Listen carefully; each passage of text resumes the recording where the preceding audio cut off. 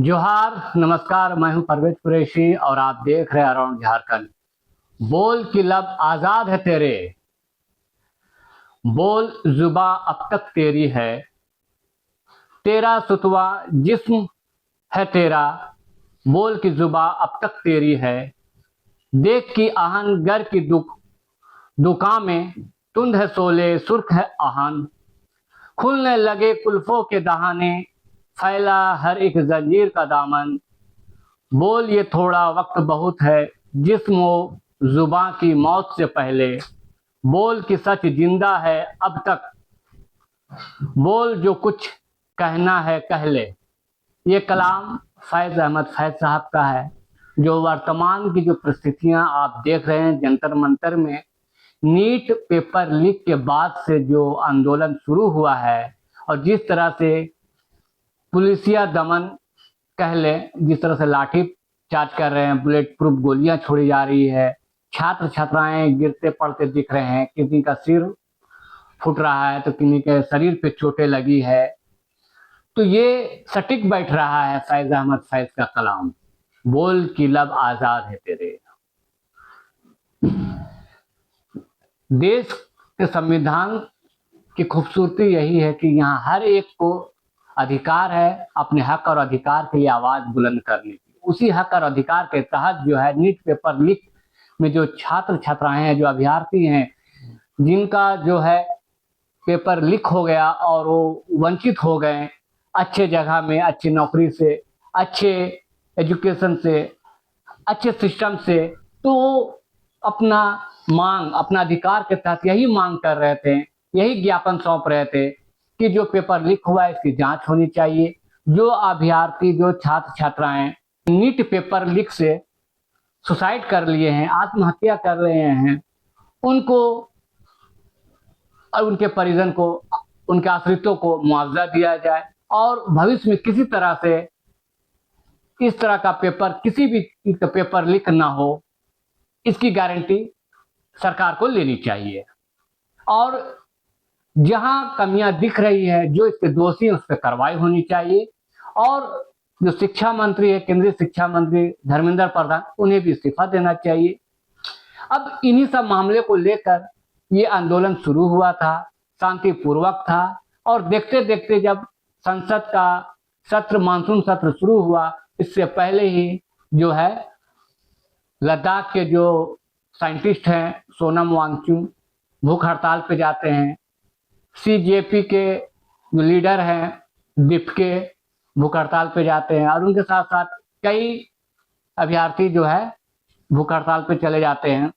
और उनका भूख और उनकी परिस्थिति, उनकी स्थितियों को देखकर कई लोग मनाने भी पहुंचते हैं। और देखते देखते जो है मानसून सत्र शुरू होते होते जो है छात्रों का प्रदर्शन में लाठियां चार्ज भी हो जाती है। सोनम वांगचुक को जबरदस्ती जो है उनके भूख हड़ताल वाले स्थान से अचानक उठाकर ले जाया जाता है।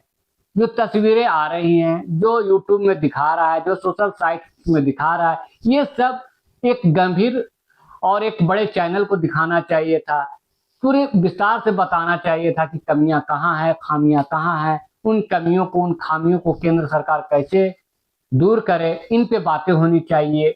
क्योंकि जिन छात्रों पे बुलेट प्रूफ गोलियां चलाई जा रही है, आंसू गैस छोड़े जा रहे हैं, लाठियां बरसाई चटकाई जा रही है, जो घायल हुए हैं, जिन्हें चोटें लगी है, संसद का गेट बंद किया जा रहा है, संसद के अंदर से फोर्स जो है, सुरक्षा कर्मी हथियार लेके तैनात हो रही है। क्या तस्वीर अपने देश की, ये सोचने वाली बात है, गंभीर बात है। जो छात्र छात्राओं पर लाठियां चटकाई गई या बरसाई गई, बैरिकेडिंग किया गया है, जो पत्थरें चल रही है, आखिर वहां पत्थर आ कहां से रहा है? जैसे एक ट्रक दिखा रहा है कि एक पत्थर की गाड़ी आ गई, आखिर वो आया कैसे? इतने फोर्स के बीच, इतने सुरक्षा के बीच, कई थाना, कई बैरिकेडिंग, कई ट्रैफिक फोर्स को पास करते हुए, ये सवाल है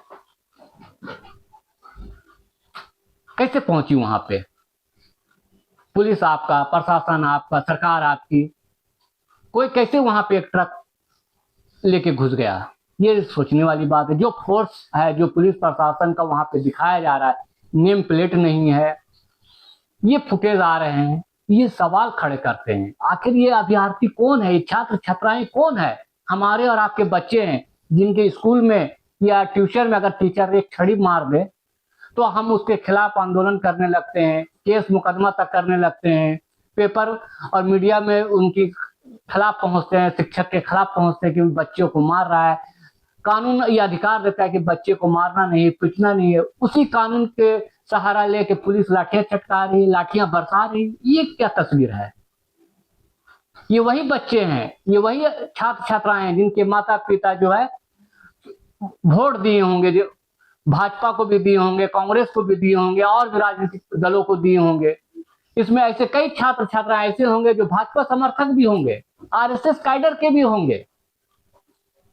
आप पता कीजिए, सर्वे कीजिए, कई ऐसे छात्र छात्राएं। यहाँ कोई राजनीतिक पार्टी से नहीं है, कोई कांग्रेस से नहीं है, कोई समाजवादी पार्टी से नहीं है, कोई आरजेडी से नहीं है, कोई झारखंड मुक्ति मोर्चा से नहीं है, कोई जेल कैंप से नहीं है। ये सब अभ्यर्थी है, छात्र छात्राएं हैं जो सिर्फ यही मांग कर रहे हैं कि नेट पेपर लीक हुआ है और उसको दुरुस्त किया जाए, उसकी खामियों को जांच किया जाए, उसकी कमियों और खामियों को दूर किया जाए। यही तो मांग कर रहे हैं। इसे राजनीतिक चश्मे से क्यों देखा जा रहा है?